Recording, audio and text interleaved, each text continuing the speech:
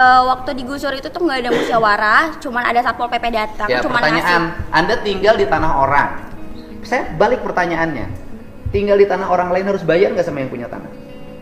Bayar. Kalau saya balik nuntut, Pemdanya suruh minta tagihan, dihitung berapa tahun ke belakang, bayar tiap tahun. Ya bapak kan bisa lihat dulu latar belakang saya, misalnya saya miskin atau enggak, terus mampu bayar atau Oke, enggak. kamu miskin nggak? Iya, Miskin. saya mengakui. Kenapa miskin? Pengen hidup bergaya, sekolah harus ada perpisahan. Kalau buat masalah itu sih kan, Ya kan kamu miskin. Ya kan kamu merasa miskin. Kenapa orang miskin nggak prihatin? gini Pak, mohon maaf ya Pak ya, saya bukannya menolak kebijakan Bapak, saya Bukan kebijakan saya, itu kebijakan bupati. Iya, maksudnya apapun itu saya mendukung, cuman jangan dihapus Pak, nggak semuanya orang itu kan bisa terima.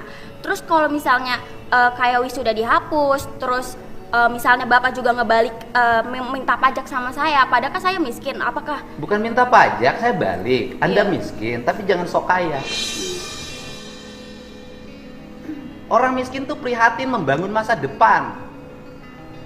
Seluruh pengeluaran ditekan, digunakan untuk yang positif. Bisnis, pengembangan diri. Lah ini rumah nggak punya, tinggal di bantaran sungai. Orang tua yang lain itu menyambut gembira ketika wisuda dihapus. Keluarga ini menolak wisuda dihapus. Ya kalau gitu saya nggak usah bantu kerohiman.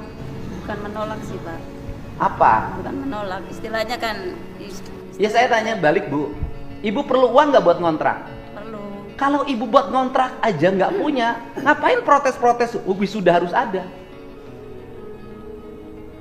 Kan logikanya harus dipakai. Hidup tuh jangan sombong gitu loh. Ibu buat ngontrak aja nggak punya, tapi ibu merasa bahwa wisuda lebih penting. Saya lebih penting mana?